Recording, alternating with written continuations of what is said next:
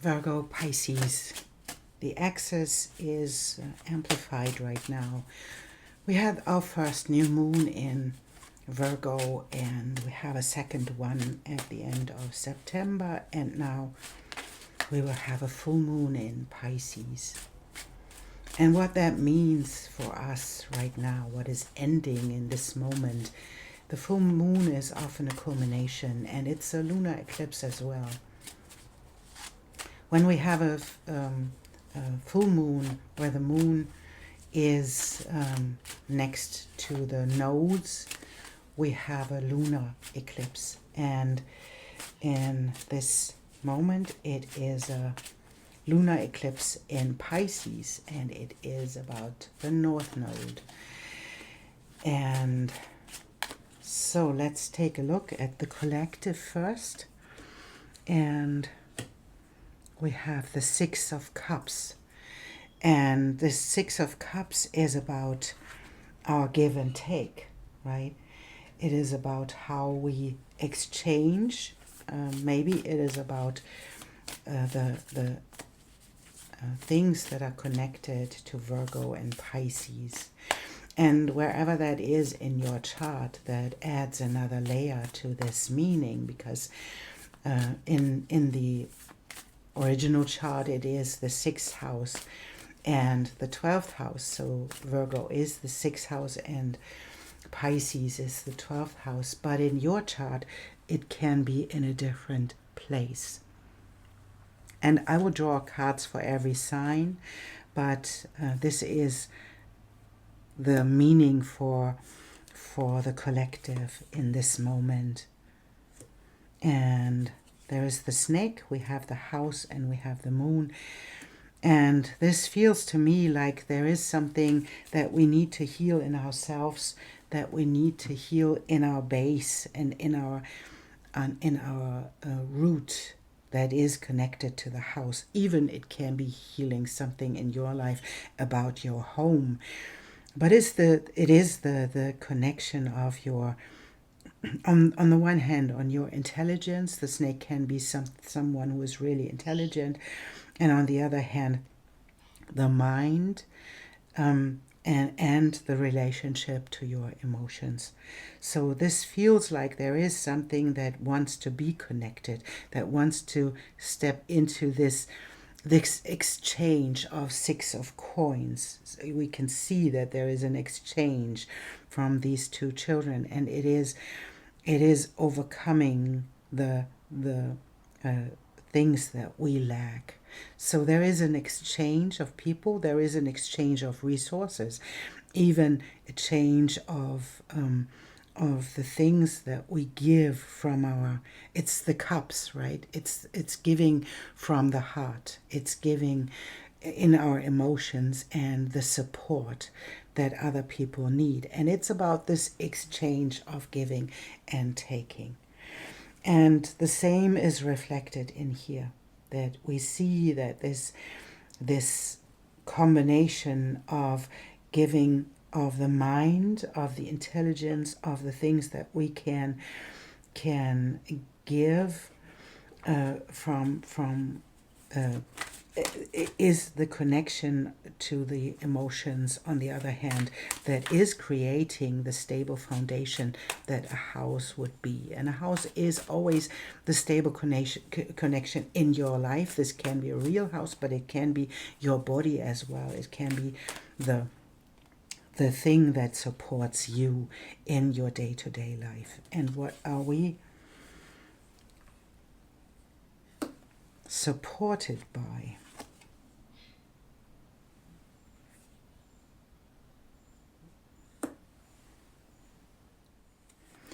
And that's interesting, the indignation and the freedom. But I feel that there is something that we are, in this moment, the collective is, not,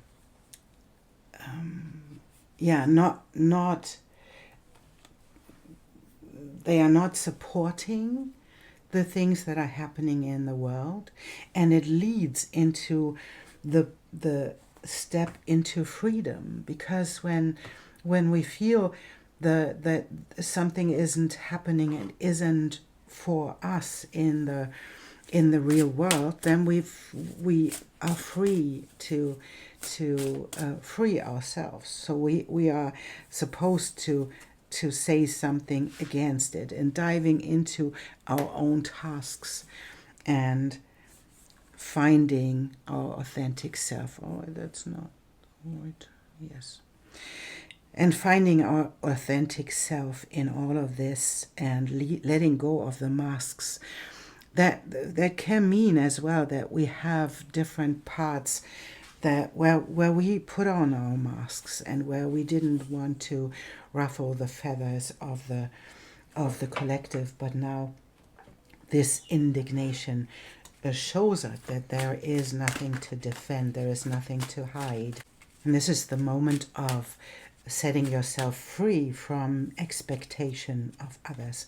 And there we have the mind again as letting go of the idea that you have to be something in the eye of other people. So it is like letting go of the people-pleasing thing, and letting the things that come from the ancestors. We have this card that is helping us to remind or to remember our ancestors and where they came from, and that we, in this moment, we have to take the part of the ones that are the ones that heal the past of these ancestors. If we heal ourselves from the beliefs that we have to show up in a specific way, to be in this flow of give and take, when we heal this, we heal the ones that came before us. And we are in this moment, the collective is annoyed enough, I would say. It's annoyed enough by all the things that are happening in the world that we can stand up and take the task of living our own freedom. Finding our authentic self and living our own freedom. And so I think this is a beautiful message for the collective. I think it's beautiful to find the balance of the mind and the emotions, to heal that what came before us, and then to dive deep into the task to find freedom and to find our authentic self. So, and now I will draw a card for every single sign, and we'll see what comes up next. And I have put the timestamps in the description box below. Thank you for being here, and thank you for supporting.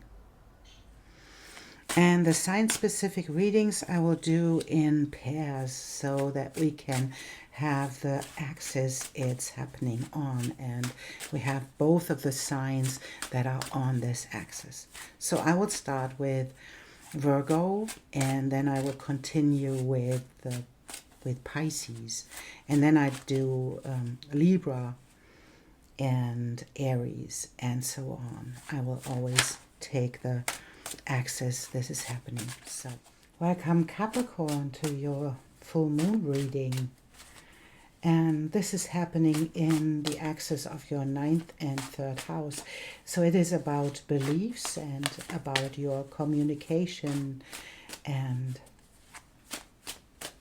those things. So we'll see. And we have for you the Wheel of Fortune. Something is in the air, so to speak, and something will turn upside down or downside up. The Wheel of Fortune is always turning, and it is not a card that is a good or bad card. It's a joyful card, as we can see on this depiction, right? It's a joyful card.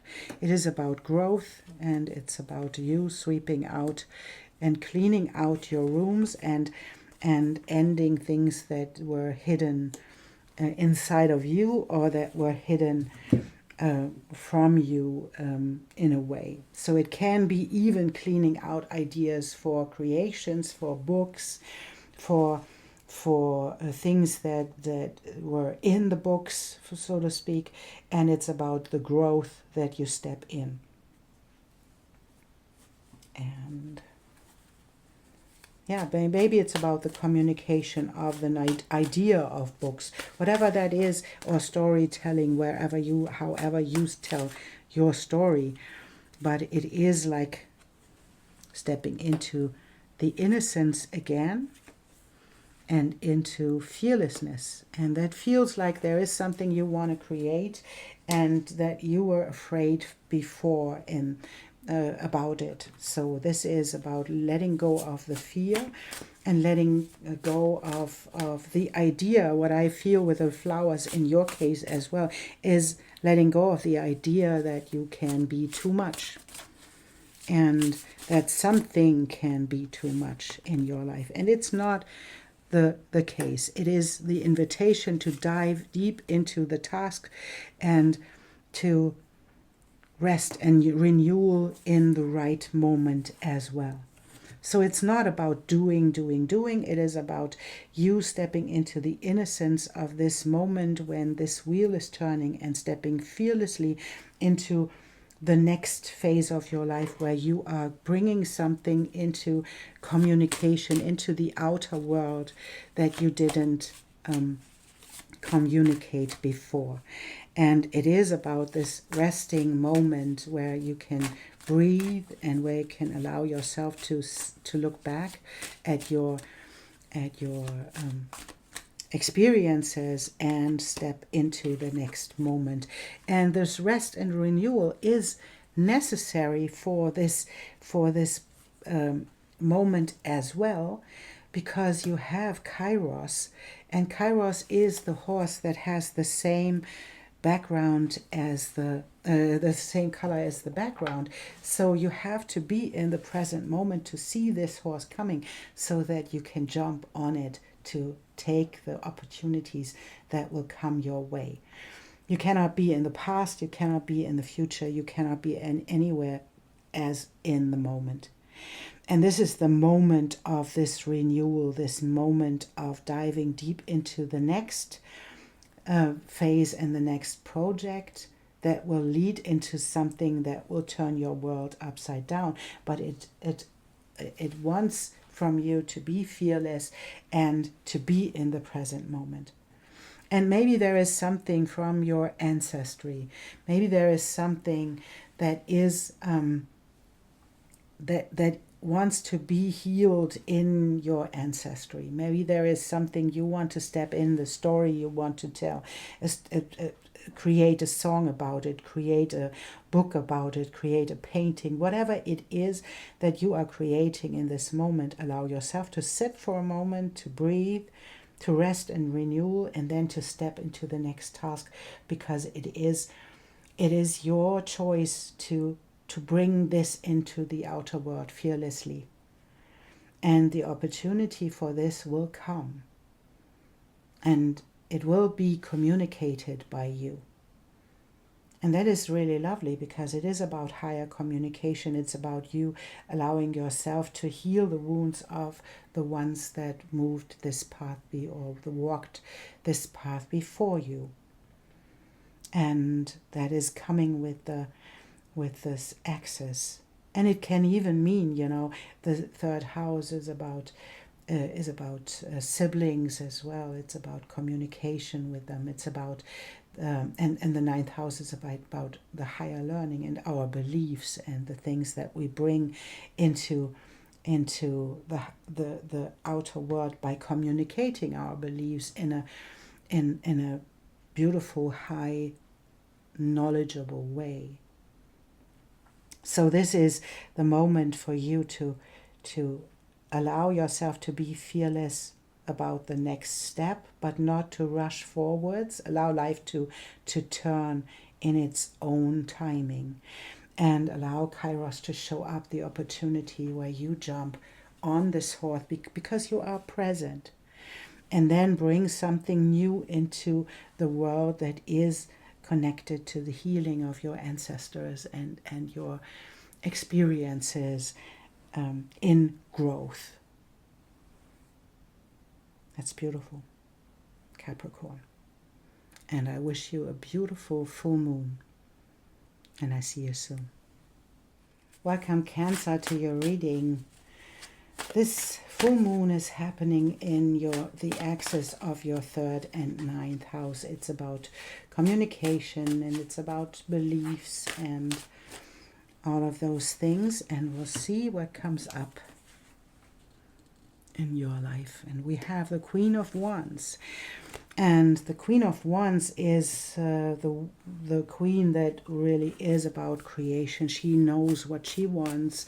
She can make sense of the creations and all of the things that happen to her in her life. And she can make sense of the passion that she holds for creation. And let's take a look. And then we have the coffin. We have the key. And we have the sickle. And there is something about the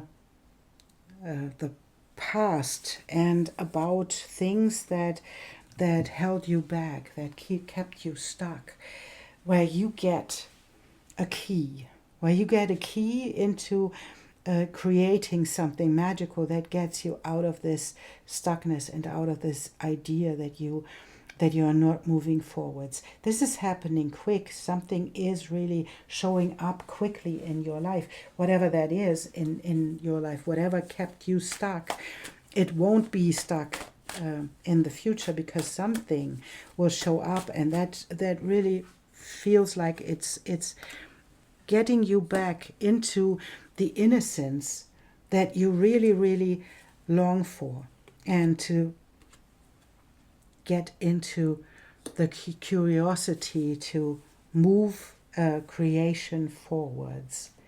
The Queen of Wands knows what she wants. She knows that she doesn't want to be stuck, but she can make sense of the things that kept her in this place.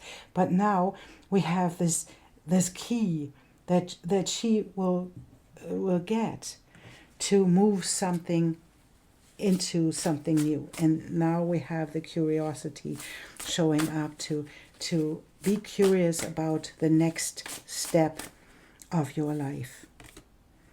And we have grace and generosity. We have something that will show up in your life that will bless you with something really magical. So it can be a gift. It can be something that will put you in the place where you feel graced and where you can show your own grace. And it is about this radical acceptance that came with the stagnation and with the things that didn't work for you, that you, through this radical acceptance and the curiosity, without trying to fix something, being innocent about it and being curious about it, that led into this moment of change, where you can step into the power of the Queen of Wands to create something magical that will open doors and that will help you to move into this creation and this moment of generosity. And we have the boundary dance. So it is about putting boundaries and putting boundaries up to in this place of creation. And the 19th card is going back to grazing. That can be something, that can be a moment where there was excitement, I would say it that way. And excitement can even mean something didn't work out, right? That's excitement that we don't want. Excitement that comes with losing something. Excitement that comes with stagnation as well. And it was in this moment, something will show up that gives you the key for the peace of mind again, because that is when the tension will go away, and the tension will lead will leave, and the horses will go back to grazing. There is peace again, and there is the innocence again. And it was because there was this boundary dance that you created for yourself. And maybe that was even about you not falling for the idea of being stuck, not falling for the things that didn't work. You stepped into this curiosity and the innocence to find out what is happening. And maybe you found the reason for loops that you were in, or something like this, you know. But you found it, and now you can step into the creation and step into making something with it, because you are not kept by the stagnation, and you are in a place where you maybe even put boundaries on yourself, not to fall for something, not to be too excited about something, not to be depressed about something. And now it is coming into this phase where you find the solution, where you find the key, because you accept everything. And now it is this moment where you can receive gifts and generosity, and where you can meet benefactors, where you can connect to those people to create something magical. And to go back to grazing means that something like normality, something like peace will show up, because you did what you did. And Cancer, I think that you really did the work to deal with those things that didn't work, with those things that kept you stuck, with those things that bound you to loss or something like this. And something will show up in this moon phase that will get you free from it. And you can step into this creation that you long for, with the innocence and the curiosity of what you can build for yourself by doing this. And by dancing in your own boundaries that keep other people separated in a way from you, but not as much that you cannot be in a herd. That's lovely, Cancer. And then create.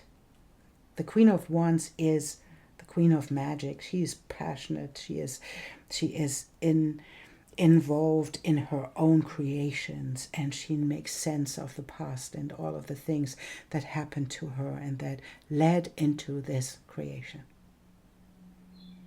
So Cancer, I wish you a beautiful full moon, and I see you in the next reading.